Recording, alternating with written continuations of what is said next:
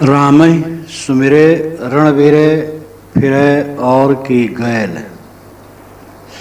मानुष केरी खोलरी ओढ़े फिरत हैं बैल।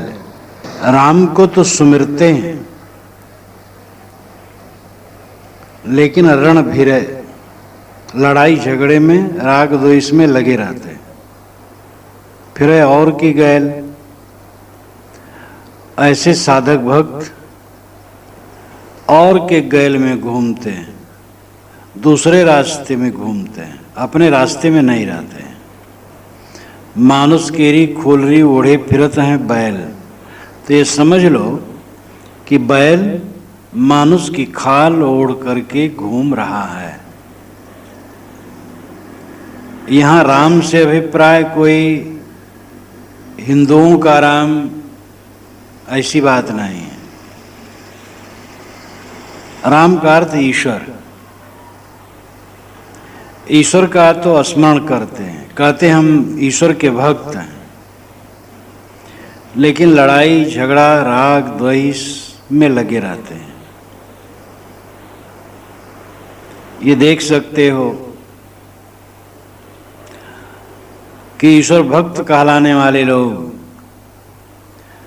दूसरे की पूजा स्थल को ध्वंस करते हैं, दूसरे के संप्रदाय वालों की हत्या करने की चेष्टा में रहते हैं,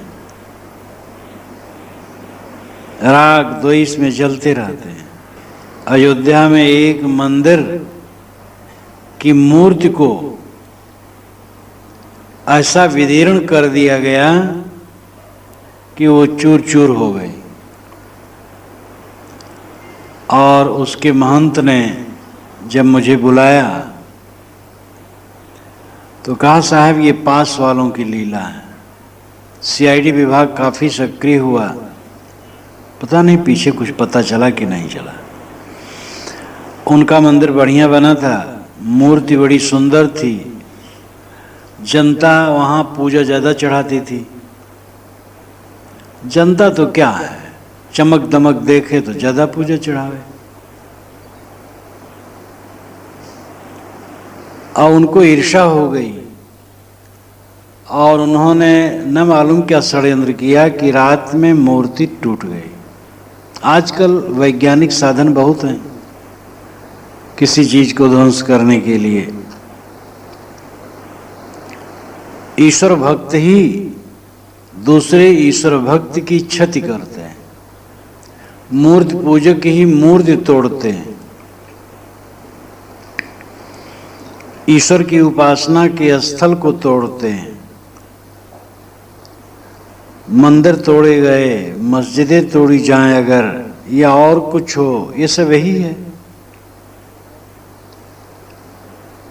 एक विदेशी विद्वान ने लिखा है कि इन ईश्वर भक्तों की भक्ति बिना मनुष्यों की हत्या किए होती ही नहीं। ये मनुष्यों की हत्या करते हैं तब समझते ईश्वर की भक्ति हुई। रुपये, जमीन और स्त्री को लेकर जितना विवाद और रक्तपात संसार में हुआ है, ईश्वर और धर्म को लेकर के कम नहीं हुआ है। तो ईश्वर के तो भक्त बनते हैं, ईश्वर के सुमिरन मनन में रहते हैं और रण भिरे लड़ाई झगड़ा राग द्वेष करते रहते हैं। साहब कहते फिरे और की गैल, ये दूसरे के रास्ते में घूमते हैं, अपने रास्ते में नहीं। और के गैल, गैल नाम रास्ता, अन्यथा रास्ता, गलत रास्ता। क्या जितने ईश्वर भक्त होते सब ऐसे होते हैं? ऐसी बात नहीं। ईश्वर भक्ति का फल तो होना चाहिए विनम्रता, सेवा भाव, दया भाव, और ऐसे लोग भी होते हैं। लेकिन यहाँ तो ये बात बताई जाती है कि जो ईश्वर भक्त अपने ईश्वर को दयालु कृपालु कहते कहते थकते नहीं हैं, वही लड़ाई झगड़ा वैर विरोध हिंसा हत्या में उतारू रहते हैं। तो ये विपरीत पथ में जाना है। ऐसे लोग मनुष्य की खाल ओढ़े हैं बैल, विवेकहीन। संसार में जितनी उपासना पद्धतियां हैं, चाहे वो काल्पनिक हो चाहे वास्तविक हो, सबका फल होना चाहिए जीवन में विनम्रता और त्याग। जहाँ काल्पनिक उपासना है वहाँ भी उद्देश्य तो जीवन सुधार है, लक्ष्य तो सबका जीवन सुधार है। जो खोटी आदतें जिंदगी में हैं उनको दूर कर देना, यही जीवन सुधार है। काया गढ़ की लड़ाई में विजयी होना, अपने मन इंद्रियों की चाल में न रहना, मन इंद्रियों की चाल को तोड़ते तोड़ते तोड़ देना और स्वस्थ हो जाना, ये जिंदगी की सबसे बड़ी सफलता है। जिसने आत्म विजय पाई, विश्व विजय पाई, बहुत प्रचार कर दिया, बहुत लिख पढ़ दिया, बहुत बोल दिया, इतने मात्र से वो सफल नहीं। सफल हुआ है जो अपने पर विजय पाए। तो साहब कहते हैं कि इस प्रकार ईश्वर भक्ति का ढोंग करके और लड़ाई झगड़ा राग द्वेष कलह कल्पना मार काट करते हैं, ये बैल है, मनुष्य की खाल ओढ़े। ईश्वर के नाम को लेकर के जो रक्तपात हुआ है सामी परंपरा में बहुत हुआ है। यहूदियों ने ईसाइयों की हत्या की, ईसाई भी रुके नहीं।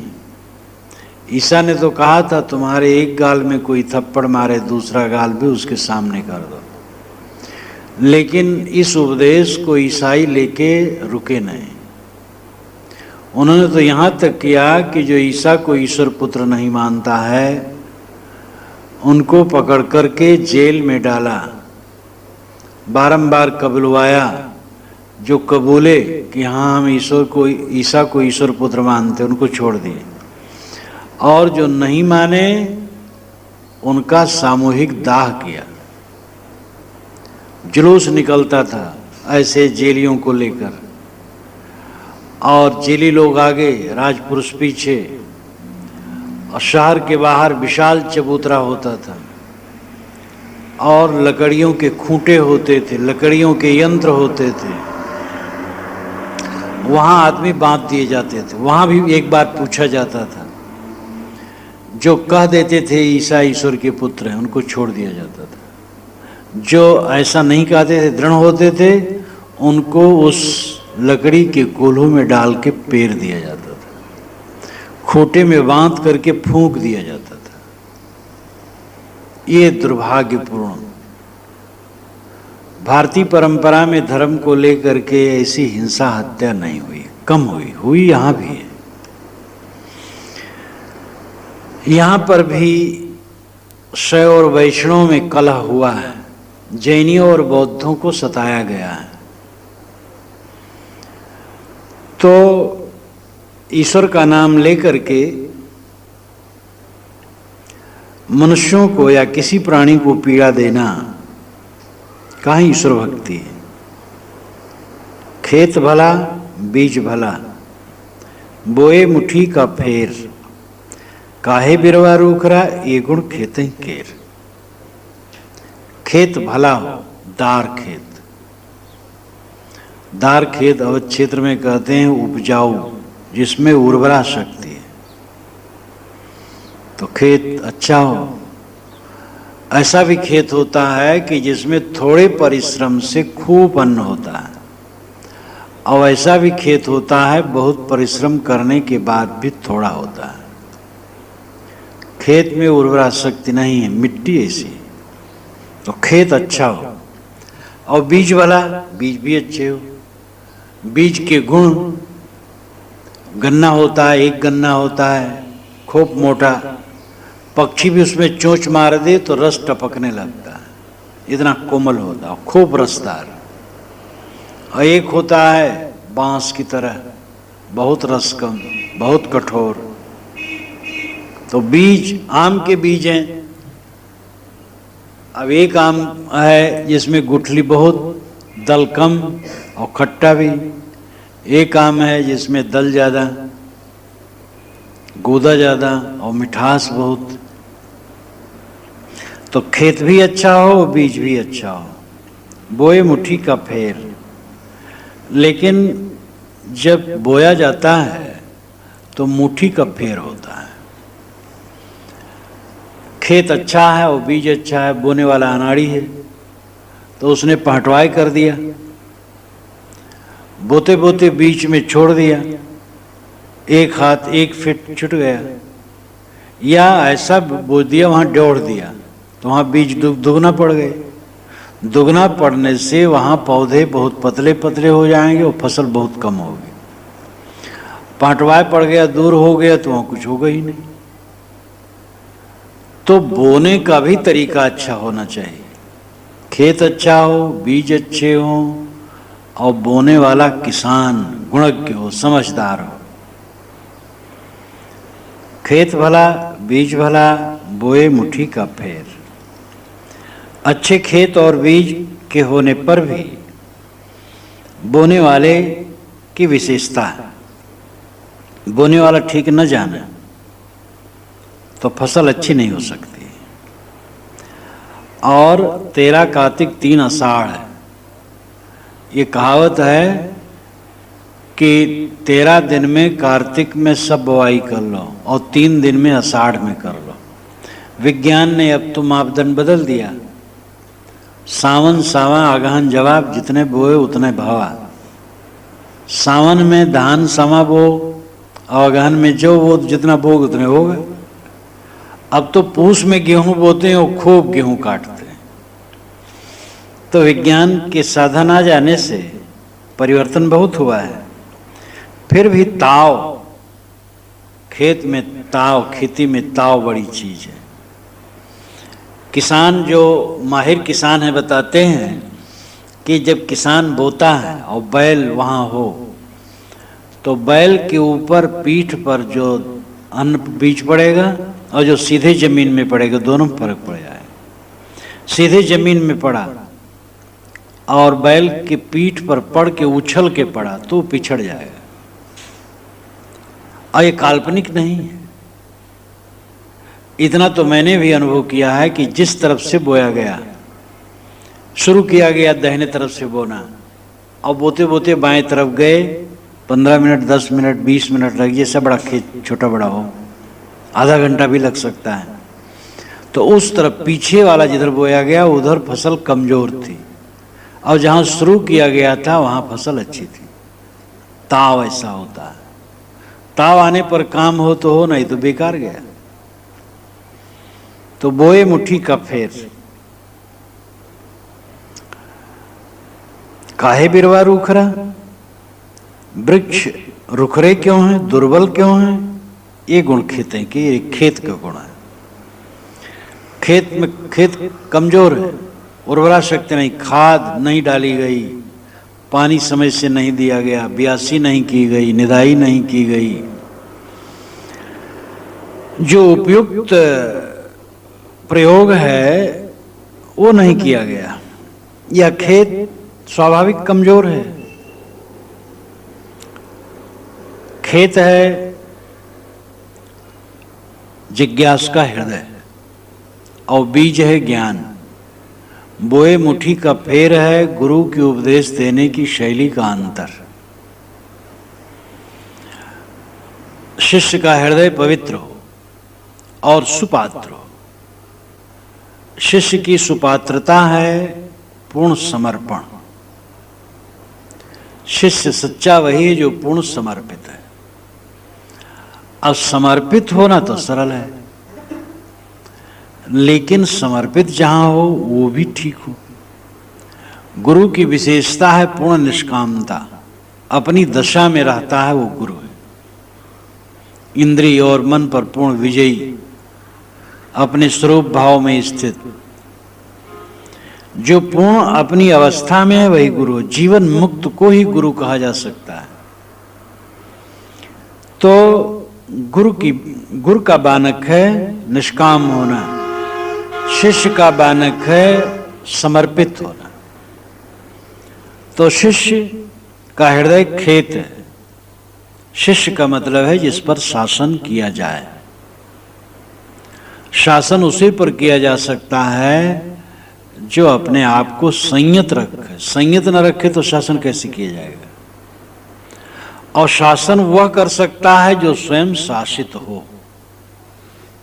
स्वयं शासित नहीं है, स्वयं इंद्रिय मन के अधीन है, वो क्या शासन करेगा?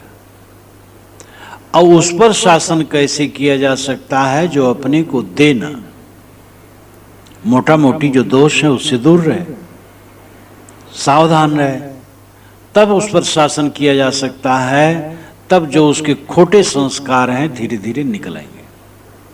अब मोटे दोष को नहीं छोड़ पाता है शिष्य, आज्ञा नहीं मान पाता है, चंचलता रखता है, खाने पीने में लोलुपता रखता है, व्यवहार बर्ताव में लोलुपता रखता है। जो नियम है साधना के, उन नियमों के अनुसार नहीं चलता है, तो कैसे शासन किया जाए? इसलिए शिष्य में ये योग्यता होनी चाहिए कि वो मन वाणी कर्मों से समर्पित हो और जो मोटे सद्गुण हैं उसके अंदर हो। फिर जो सूक्ष्म सद्गुण हैं वो धीरे धीरे आएंगे। तो खेत तो भला है, शिष्य का हृदय सुपात्र है और बीज भला, सिद्धांत भी अच्छा है, ज्ञान भी अच्छा है, ज्ञान सही है, झूठ नहीं है, लेकिन बोए मुट्ठी का फेर। गुरु जो बोता है उसकी मुट्ठी का फेर होता है। गुरु की शैली, बोलने का ढंग, समझाने का तरीका, इसमें अंतर होता है। कोई काहू से बोध होए काहूस जात तो राय। सदगुरु विशाल साहब ने कहा है, प्रेम शोध के हेतु से बोध मिले गुरु पाए। कोई काहू से बोध होई काहूस जात तो राय। किसी को किसी से बोध होता है और उसी से कोई दूर हो जाता है। तो रुचियों का भी अंतर होता है। बोए मुट्ठी का फेर, बोना क्या है? उपदेश देना। तो जैसे मुट्ठी का फेर, मुट्ठी में हाथ बीज रख करके बोया जाता है, तैसे गुरु के कथन की शैली में अंतर होता है और उससे भी बोध कम या ज्यादा होता है। काहे बिरवा रूख रहा? अब अगर खेत और बीज सब भले हैं और बोध देने वाला गुरु सही है, तब रुखरा क्यों हो गया? रुखरा फिर नहीं होगा, फिर तो हरा भरा हरे भरे पौधे होंगे। और अगर रुखरा है तो ये गुण खेत का है, शिष्य के हृदय की कमजोरी है। गुरु ठीक है, ज्ञान ठीक है और शिष्य की उन्नति नहीं हो रही है, तो कमी है शिष्य में। उन्नत का मतलब है जो लोलुपता गत बरस में थी वो अब न रहे।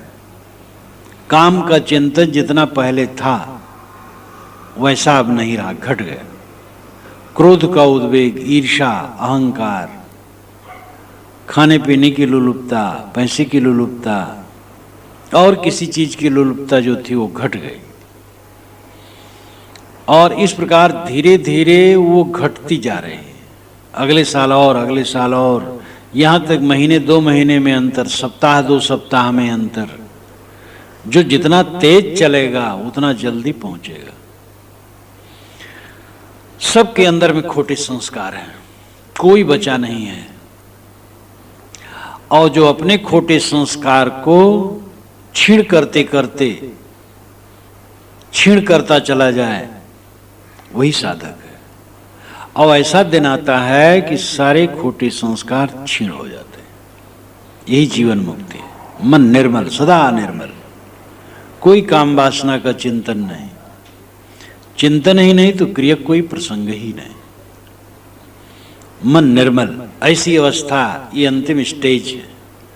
और ये सच है, अनुमान कल्पना नहीं।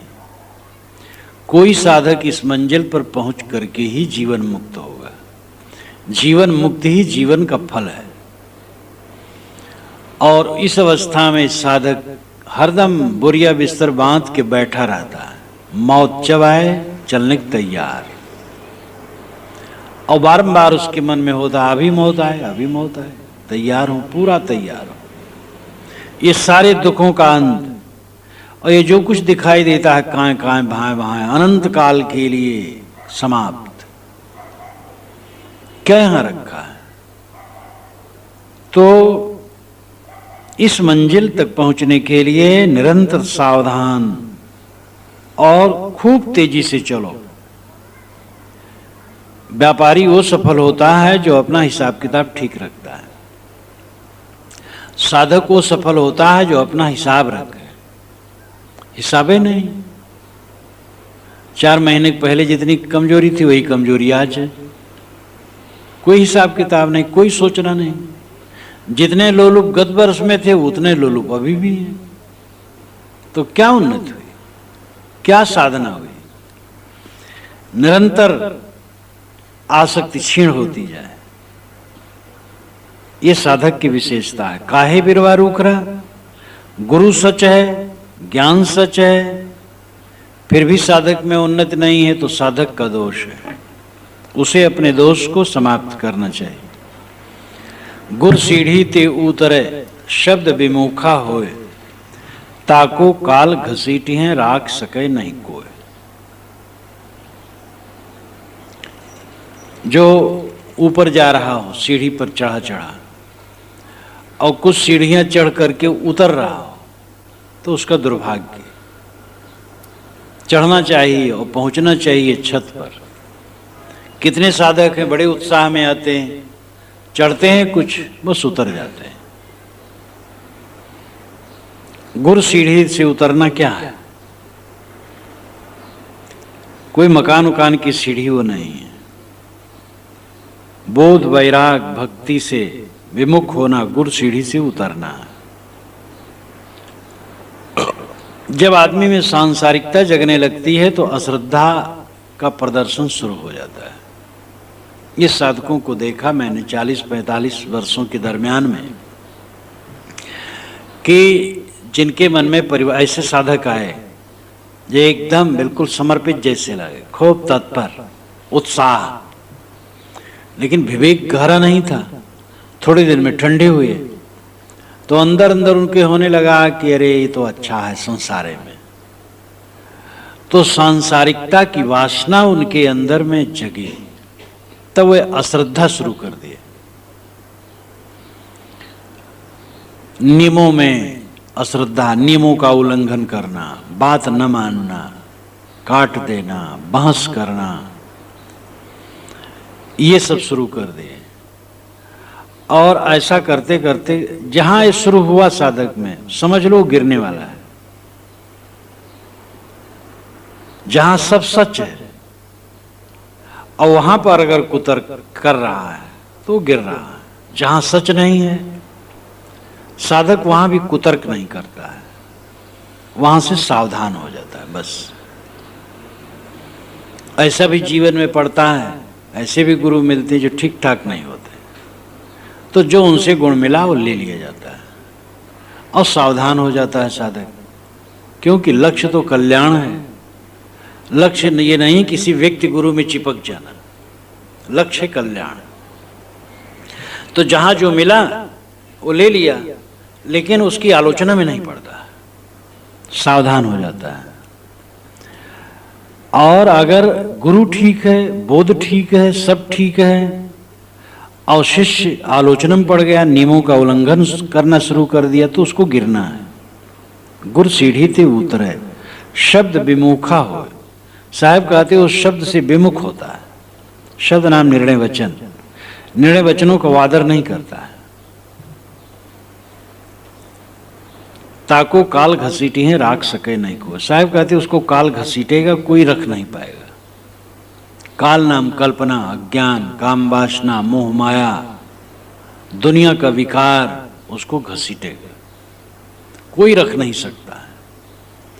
मैंने तो इतने दिन में देखा जो ऐसा उन्माद किए, वो दंडता किए और फिर गए, और जा करके जो दशा हुई वो प्रसिद्ध है। गिरने की सिवा कोई चारा नहीं। इसलिए जहां अपनी बुद्धि काम न दे, इतना समझ में आ गया हो कि गुरु बोधवान है और चरित्रनिष्ठ है, अपने आचरण में पक्का है और हमारा कल्याण चाहता है, कोई अपना देह स्वार्थ नहीं, तो ऐसे गुरु के प्रति निर्भर होना चाहिए। उठते बैठते लेटे जब भी वो जो कह दे तत्पर हो जाना चाहिए। पूर्ण विश्वास समझ हो जाए ठीक से, आप कहीं भी विश्वास कर लो, ये तो काम नहीं चलेगा। जब समझ में आ गया, अच्छी तरह से समझ लिए, यथार्थ गुरु है, यथार्थ बोध है, यथार्थ रहनी है, सब यथार्थ है, अब वहां की बात का उल्लंघन होगा तो विनाश के सिवा कुछ नहीं है। वहां तो आंख मूंद करके करना है। तुम आंख मूंद करके करते जाओ, आज्ञानुसार चलते जाओ, तुम्हारा उद्धार है। स्वामी विवेकानंद ने लिखा है कि तुम अपना दिमाग चाहे जहां घुमा लो, बड़े बुद्धिमान बन जाओ, लेकिन शिष्यवत बन करके समर्थ गुरु के चरण में डाले बिना अपने आप को उद्धार नहीं हो सकता। ये संसार बड़ा भयंकर है, बड़े बड़े कहलाने वाले बह जाते हैं। इसलिए किसी समर्थ सदगुरु का आधार लेकर के, सहारा लेकर के ही ये पथ कट सकता है और जीवन में कल्याण हो सकता है। इसलिए साधक कहीं भटके ना, घमंड न करे। नहीं सहायक साधु को गुरतज जग में, और याते सब उन्माद तज, सजग रहे सब ठौर। समर्थ सदगुरु को छोड़ करके साधु को कोई दूसरा सहारा नहीं। अब साधु को सहारा नहीं है तो जो गृहस्थी में रह करके साधना करना चाहता उसको कहां सहारा हो, वहां तो और कालिक है। इसलिए सब उन्माद छोड़कर गुरु की शरण का आधार ले, तो जो गुरु के वचनों यानी संतों के वचनों, निर्णय के वचनों, विवेक के वचनों को त्यागता है, वो गुरु सीढ़ी से उतरता है और काल, कल्पनाएं, अज्ञान, गंदी आदतें उसको घसीटेंगे और वो पतित होगा। भुभरी घाम बसे घट माही, सब कोई बसे सो की छाई। साहब कितने प्रबुद्ध थे और उनके कहने का तरीका कितना अद्भुत अद्भुत है।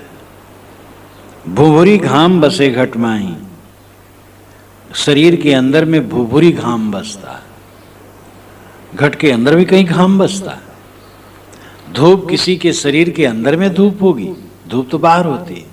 साहब कहते हैं नहीं, सबके घट के अंदर, सबके हृदय में भुभुरी घाम बसता। भुभुरी घाम कहते हैं जब बहुत पतली हल्की हल्की बदली हो, हवा ना हो और धूप उससे छन छन करके आ रही, वो धूप बहुत कष्टदायी होती है। अगर हवा होती है तो बदली फट जाएगी, हवा बिल्कुल नहीं होती है। और बदली अगर घनी हो तो गर्मी नहीं होगी। कभी कभी तो एकदम दोपहर में घनी बदली होती है, बिल्कुल गर्मी नहीं होती, इतना मोटी बदली होती है। तो घनी बदली नहीं है, पतली है, एकदम पतली है, अब हवा नहीं है, तो इतनी उमस होती है कि बहुत परेशानी होती है। वो भुभुरी घाम है। साहब कहते सबके घट में भुभुरी घाम बसता है। चिंता, शोक, मंथर गत से पीड़ा, मंथर गत से पीड़ा हर इंसान भोगता है। मन की अनुकूलता न होना, पत्नी की प्रतिकूलता, पति की प्रतिकूलता, पुत्र की प्रतिकूलता, पिता की प्रतिकूलता, अपने मन में विभिन्न विरोधी धारणाओं से उलझन, क्या होगा, भविष्य क्या होगा, रोग व्याधि न लग जाए, ये न हो जाए, वो न हो जाए, बेकार बेकार की बातों है। जीव उजबुझाता रहता है, भुभरी घाम बसे घट माई। हर इंसान के घट में, हृदय में, शरीर में भुभरी घाम, हल्की बदली की उत्तप्त धूप के समान अनेक कामनाओं की तपन रहती है। अनेक कामनाओं की तपन में इंसान जलता रहता है। ये पाऊं, ये पाऊं, ये पाऊं, क्या पाओगे? बूढ़ों से पूछ लो, जवान लोग बूढ़ों से पूछ ले, वो क्या पाए? हारे जुआड़ी की तरह आज वो बैठे हैं, जुआ हार गए। अब जो हारा जुआरी हो, मुकदमा में हारा हो, मौत उसकी होती है पूरी। बुढ़ापा में पहुंच करके ही दशा होती, हार गया, बेकार जिंदगी गई, किस लिए जीवन था, क्या कर डाला। भुभरी घाम सब के अंदर में बसती, सब मंथरगत से कामनाओं में जलते हैं। सब कोई बसे शोक की छाया। साहब कहते सब शोक की छाया में बसते हैं। शोक की छाया होती है, शोक की छाया, छाया नाम आश्रय। आप भाई अच्छी छाया पाए, मतलब अच्छा आश्रय पाए। सब कोई बसे शोक की छाई, शोक का आश्रय लेकर के सब रह रहे हैं, शोक की छाया में। ऐसा काम करते हैं जिससे निरंतर शोक से पीड़ित हो, जलते रहे। काम बहुत थोड़ा है, समझ में आ जाए और त्याग आ जाए। एक तो समझ में आना मुश्किल होता है, और समझ में आने के बाद त्याग नहीं आता है, इसलिए समझ सब धरी की धरी रह जाती है। समझ में आ जाए कि इस जिंदगी में बस इतने चाहिए, थोड़ी सी रोटी चाहिए, ज्यादा नहीं, पेट भर करके नहीं, आधी और रूखी भली, सारी शोक संताप। जो चाहेगा चूपड़ी बहुत करेगा पाप। आधी रोटी अच्छी है और रूखी, घी उसमें न लगाओ, आधी और रूखी भली, सारी शोक संताप। पूरी रोटी शोक संताप है, और अगर उसमें घी चुपड़ा चाहेगा तो बहुत पाप करेगा। अब केवल अक्षरार्थ कोई करे तो आधी रोटी खाली खाए तो सुखा जाएगा, और घी कभी रोटी में न लगे ये हट करेगा तो ये भी उसका अज्ञान है। ऐसे वचन लाक्षणिक होते हैं। मतलब है थोड़ा खाओ, रूखा फीका जो मिल जाए थोड़ा खाओ। और बहुत भोग ऐश्वर्य की इच्छा करोगे तो पाप करोगे, पेट भर खाना चाहोगे शोक संताप होगा। वैसे भी शब्दार्थ में भी, भावार्थ में भी, जो पेट भर खाएगा उसका पेट ठीक नहीं रहेगा। पेट की भूख से कम खाना चाहिए। मतलब थोड़ा सा भोजन मिल जाए, जैसे कैसे साफ सुथरा हो बस, और कुछ तन ढकने के लिए कपड़े मिल जाएं, और रहने के लिए थोड़ी जगह मिल जाए, बस दुनिया का काम हो गया। अब और क्या करना है? कौन तुम्हारा है, किसके तुम हो, किसका बेड़ा पार कर रहे हो? अपना बेड़ा गर्क हो रहा है, दूसरे का बेड़ा पार कर रहे हो। अब तुम्हारा जो काम है वो ये है कि अपनी खोटी आदतों को निकालो। परमात्मा और मोक्ष पाने के चक्कर में न पड़ो। परमात्मा मोक्ष कोई लकड़ी पत्थर है जो अलग रखा है पा जाओ। अपनी खोटी आदतों को दूर करो, मन वाणी कर्मों के गंदे आचरण दूर करो, और अपने को मांजो, धो, शुद्ध करो। बस काम बनता चला जाएगा। जब जीवन बिल्कुल निर्मल हो जाएगा, बस आनंद कंद, जीवन मुक्त। जिंदगी का फल है जीवन मुक्ति।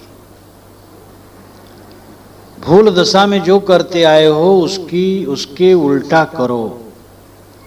भूल दशा में तुम जीव के लोलुप थे, अब उससे एकदम विरत रहो। स्वादिली चीजें कम खाओ, मिठाई मिले, हलवा मिले, मालपुआ मिले, लड्डू मिले, खीर मिले, ये कम खाओ, सदा कम खाओ इसको। जिसको प्रलोभन की चीज मानते हैं उसको सदैव कम खाओ, कभी कभी बिल्कुल न खाओ, और खाओ तो कम खाओ। पैसे के लिए लोलुप थे, पैसे के लिए उदार रहो, आवागवा खर्च, साधु मामला फर्ज। साधु मतलब नहीं कि जो हम जैसा कपड़ा पहने वही, सब साधु। साहब ने तो सबको साधु कहा, काहे कबीर सुनो भाई साधु। जो कल्याण चाहे, पैसे के लोभ में न रहे। संग्रह इसीलिए हो कि सेवा हो उससे। संग्रह के लिए संग्रह पाप है, सेवा के लिए संग्रह हो। मान बढ़ाई की इच्छा रहती थी, मान बढ़ाई की इच्छा ना हो। कहीं सभा में जाओ, आगे बैठे ऊंचे बैठे, ये लालसा मन की, पीछे बैठो नीचे बैठो, ऐसा मन रखो। हमारी कोई बड़ाई कर दे, ये भूल दशा में रहता है, हमारी कोई बड़ाई न करे। हमारी कोई छुटाई कर दिए, बड़ा अच्छा है, वही अमृत है। अज्ञान दशा में जिसके लिए आकर्षण था, साधना दशा में उसके लिए विकर्षण हो जाए, उल्टा। लोग वेद से उल्टा चाले, गोरखनाथ ने भी कहा है, लोग वेद से उल्टा चाले, लोग वेद से उल्टा चले। तो यहां लोग वेद से उल्टा चलना उन्मादी होना नहीं कहा गया, यानी सत्य का रास्ता पकड़ो, खाली लोग वेद के चक्कर में न रहो। जब ये रास्ता कोई अपनाएगा, जो गंदी आदतों को लेकर के जिस पथ में चलते थे, जब उससे उल्टा हो जाओगे, तब तुम शोक से बचोगे, चिंता से बचोगे, दुख से बचोगे। नहीं तो सब कोई शोक की छाया में बसते, शोक के आश्रय में बसते, भोगते हैं भोग, किंतु झेलते हैं दुख। अगर दुख न चाहो तो भोग को छोड़ दो। जो मिला सो गुर मिला, शिष्य न मिलिया कोय। 6,96,000 महीने एक जीव पर होए।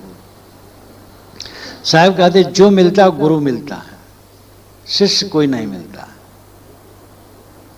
मुझे तो इसका खूब अनुभव है। जो मिलने आते हैं, बहुत कम लोग होते हैं वो सुनते हैं, मिलने आएंगे वो अपना खूब बोलेंगे, और बोलते बोलते इतना बोलेंगे, ज्ञान की बात। कितने लोग तो ज्ञान की बात बोलते ही नहीं, अपने घर द्वार, खेत बाड़ी, व्यापार बट्टा, नौकरी चाकरी, और कैसे वो खिचड़ी खाते हैं, वो खिचड़ी में नींबू कैसे गारते हैं, और तरोई की सब्जी उसके साथ खाते हैं, इसका वर्णन घुमा घुमा के 10 बार।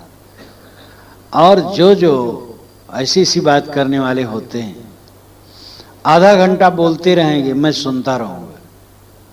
जब उठ के चलेंगे, कहेंगे महाराज आपके सत्संग से बड़ा आनंद आया। आश्चर्य होता है, मालूम होता हो बैठे ठाले घबराते हैं, तो सोचते चलो वहीं भड़ास निकाला हो।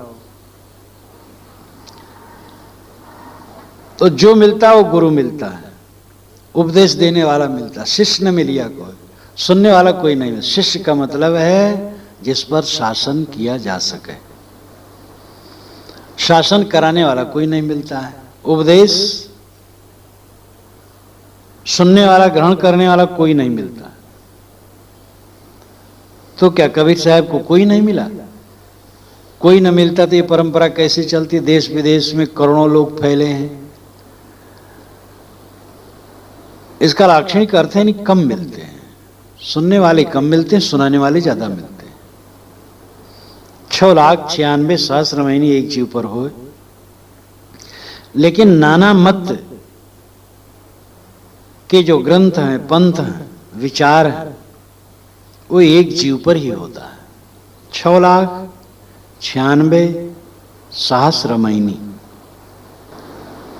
6 दर्शन, 96 उनके भेद, और इतना नहीं लाखों भेद। 6, 96 और लाखों, अन्वय में ऐसा समझो। 6, 96 और लाखों। 6 नाम 6 दर्शनी, योगी, जंगम, सेवड़ा, सन्यासी, दरवेश और ब्राह्मण।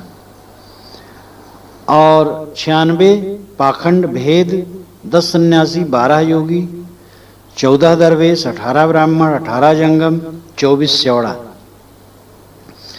और लाखों भेद प्रभेद के जो मत हैं। सहस्रमयनी, हजारों प्रकार के भेद, पूजा पाठ, सहस्र नाम, विष्णु सहस्त्र नाम और किसी प्रकार का सहस्त्र नाम, रमैनी नाम, प्रार्थना, वंदना एक जीव पर हो, एक जीव के कल्याण के लिए होता है। जीव का कल्याण ही अभिप्रेत है, और अगर जीव कल्याण ना हो तो सब बकवास रह गया। साहब कहते हैं, इसको थोड़ा सा और उलट करके समझ लो कि एक जीव ही द्वारा ये सारा सब होता है। 6 दर्शन, 96 भेद, लाखों भेद, हजारों पूजा पाठ के भेद, इस सब का निर्माता कौन है? एक जीव। जीव ही ब्रह्म कहता है, ईश्वर कहता है। ईश्वर कुछ नहीं कहता है, जीव ईश्वर कहता है, ईश्वर जीव नहीं कहता है। जीव ज्ञान विज्ञान का विकास करता है, जीव ही अच्छा और बुरा करता है। ज्ञान विज्ञान का स्रोत जीव है, और जीव का ही तिरस्कार है। जीव को लोग किंचज्ञ, अल्पज्ञ, नानत्व, परिच्छिन्न अंश कह करके उसी को निंदित करते हैं। प्रतिभास, आभास, क्षणिक विज्ञान, क्षणिक विज्ञान का कहने वाला क्षणिक नहीं है। प्रतिबिंब को कहने वाला प्रतिबिंब नहीं, प्रतिबिंब को कहीं ज्ञान होता है। वेदांती प्रतिबिंब कहते हैं, बौद्ध क्षणिक विज्ञान कहते हैं, लेकिन क्षणिक विज्ञान का कहने वाला क्षणिक नहीं, प्रतिबिंब का कहने वाला प्रतिबिंब नहीं। प्रतिबिंब तो बेजान है। जो क्षणिक विज्ञान है, क्षण में आया गया, तो संस्कारों का धारक कौन है? 50 वर्ष पुरानी बातें कौन याद कर रहा है? नाना मत के लोगों ने जीव की मानो निंदा की, जबकि जीव ही द्वारा सारा ज्ञान विज्ञान है, और जीव का स्वरूप का, आत्मा का बोध हो तभी जीव का कल्याण है। जहां गाहक तहां नहीं, हाँ तहां गाहक ना है। बिना विवेक भटकत फिरे पकड़ शब्द की छाएं। जहां गाहक तहां नहीं, जहां पर गाहक है वहां पर अहंकार नहीं। अर्थ हुआ जिसमें ग्रहण करने की बुद्धि है उसमें अहंकार नहीं होता है, वो विनयी होता है। हाँ तह गाहक ना है, और जहां अहंकार है वहां ग्रहण करने की बुद्धि नहीं। जो साधक घर द्वार छोड़ करके आते हैं वो ऐंठ के चलते हैं, अहंकार में चलते हैं, इसका मतलब है उनको फिर जाना है। चाहे भगत हो चाहे विरक्त हो, अगर अहंकारी है वो क्या कर सकता है? विनम्रता सबसे बड़ी चीज है।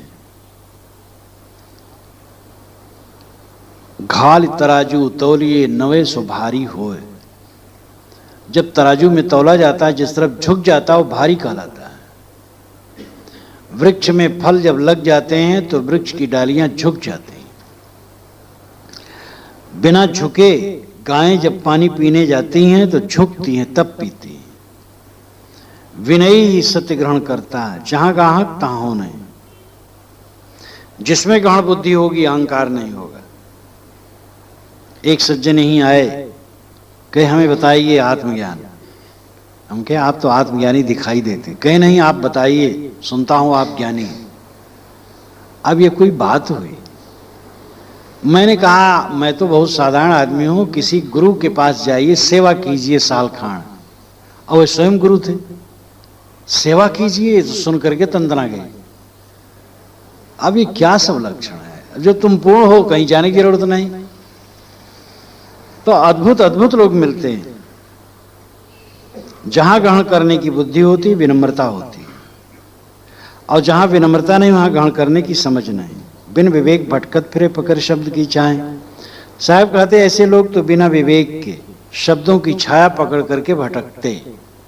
कुछ रट रटा लिए पुस्तकों से सुन करके, अब बस वही वो शब्द रट रहे हैं। जो कुछ सुनी सुनाई बात है भूख रहे हैं और अपने अहंकार में चूर हैं।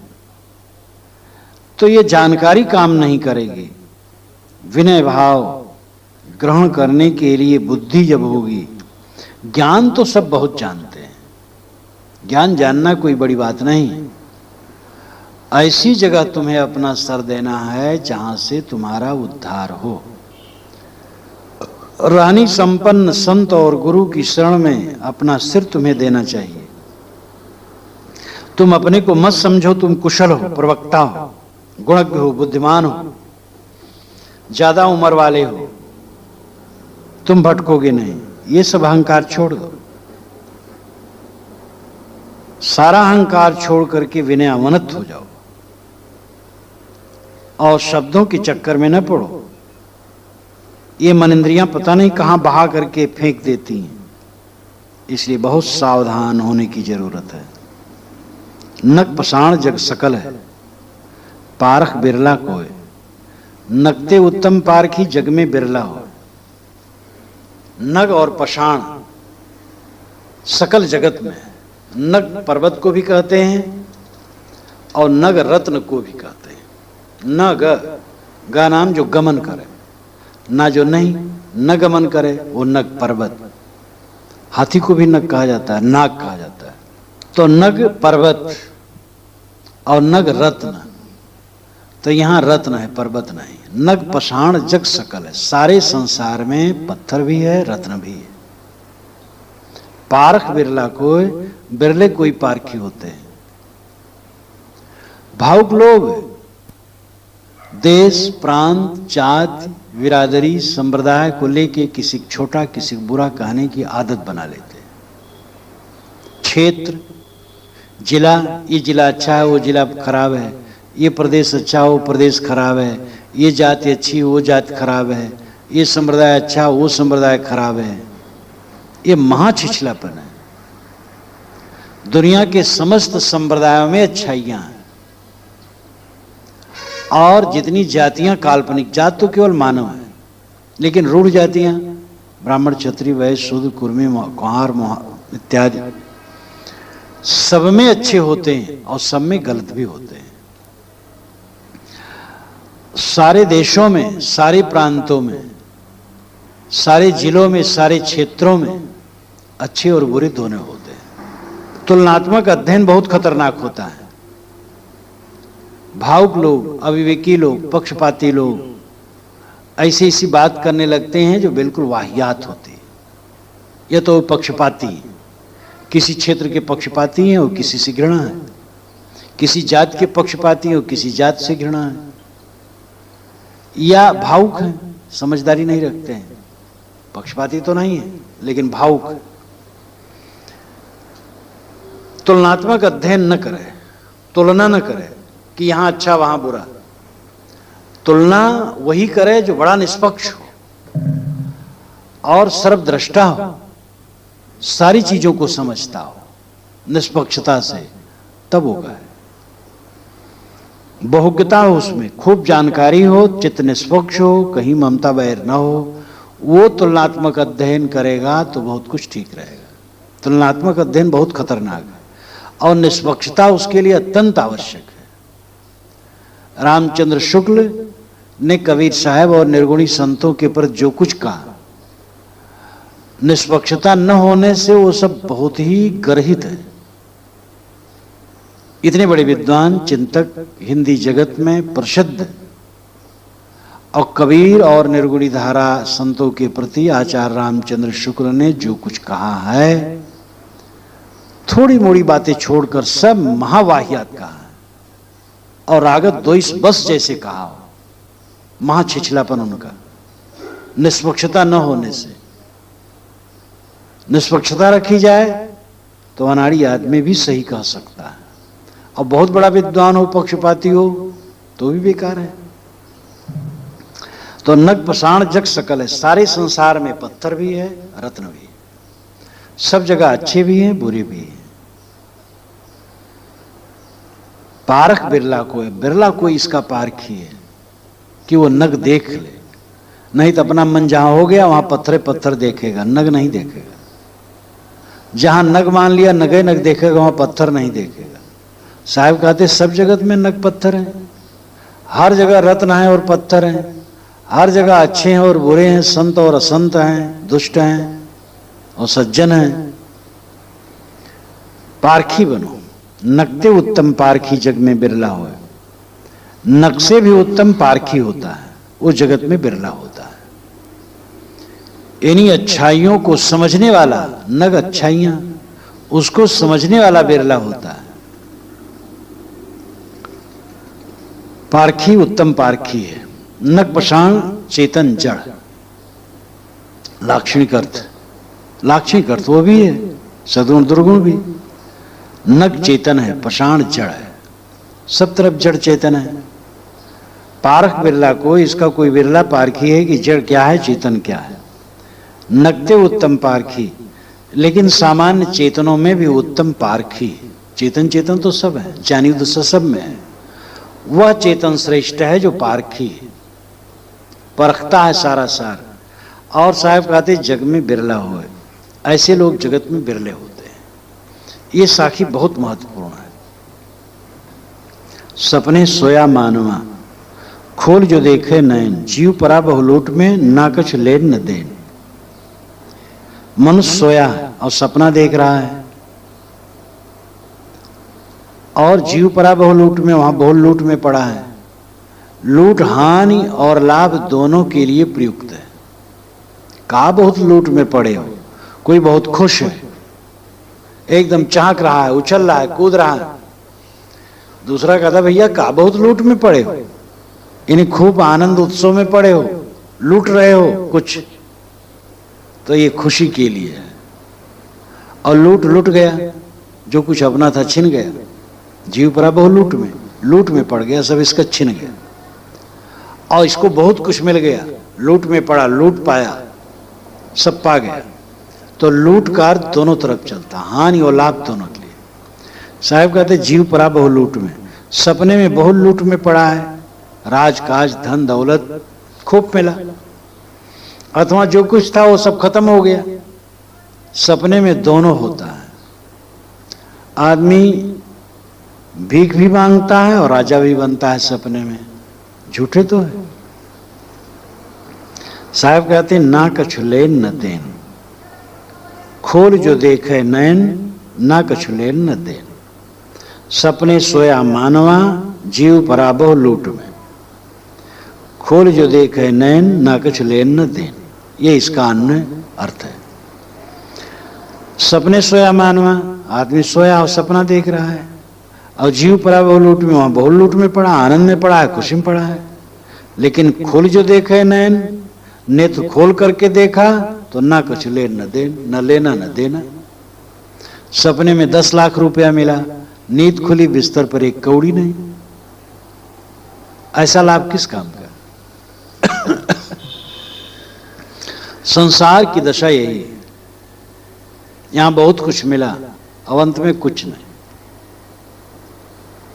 एक दिन जाए लंगोटी झारी बंदा, घर द्वार परिवार पुत्र सब छोड़ करके लोग चले जाते हैं, कुछ साथ में नहीं जाता। सपने के बाद सपने की याद होती है, मरने के बाद दुनिया की याद नहीं होती। सपने की याद तो ऐसे भी सपने होते हैं जिसको सपने के 10 वर्ष बाद, 20 वर्ष बाद, 50 वर्ष बाद भी याद किया जा सकता है कि कभी मैंने ऐसा सपना देखा था। लेकिन मरने के बाद तत्काल वही दशा होती है जैसे राई का दाना समुद्र में गिरे तो खोज करके पाना मुश्किल नहीं, असंभव है।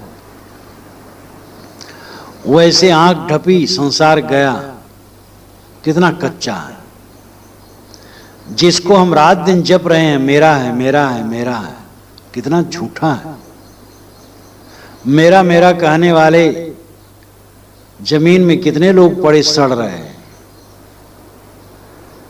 तो इसलिए जागो लेन न देन, अगर विवेक आंखें खुलें तो संसार में न कुछ लेना न देना, न हानि न लाभ। हानि लाभ दोनों झूठे।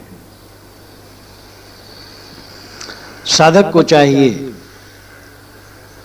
इस भाव को निरंतर रखे चित्त में। स्वरूप की अमरता, संसार की नश्वरता,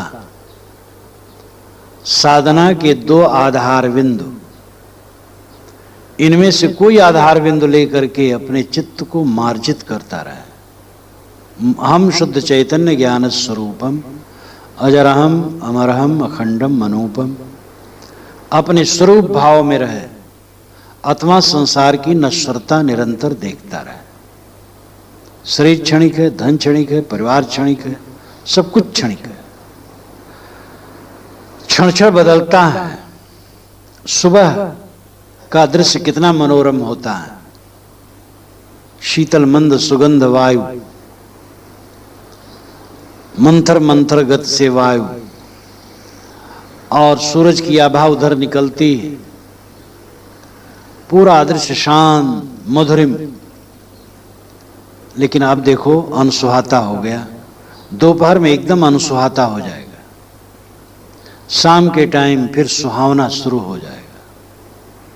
एकदम सूरज जब डूबेगा तो पश्चिम का आकाश रक्ताब है,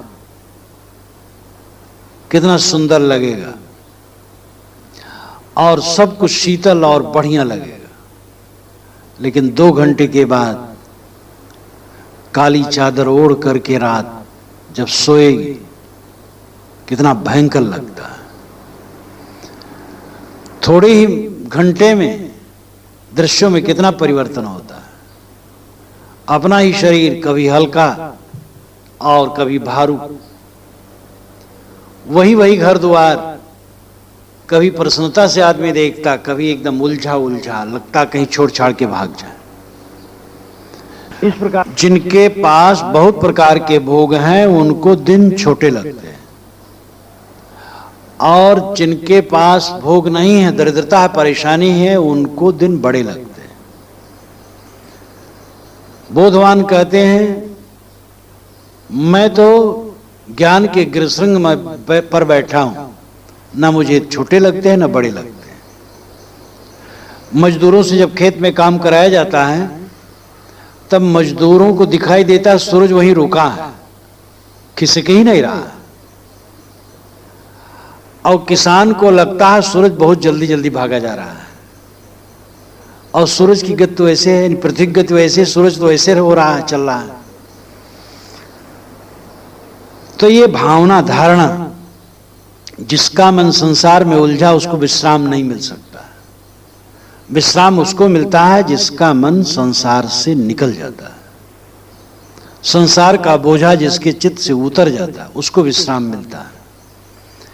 इसलिए सपना, जो सपना दिखाई देता है, अरे सपना तो नींद टूटती है फिर सपने ख्याल भी होता है, और ये जो आंखें खोल करके हम सपना देखते हैं, आंखें बंद होने पर ये कभी दिखाई न देगा। ये सावधानी रखनी चाहिए। तो संसार की नश्वरता और आत्मा की अमरता साधन के 2 आधार बिंदु हैं। इनको लेकर के साधक को हर समय साधना में लगे रहना चाहिए। कोई काम करते रहो, स्वरूप स्मरण, संसार की नश्वरता का स्मरण, ये दोनों भाव रखो, तुम्हारा मन निर्मल रहेगा।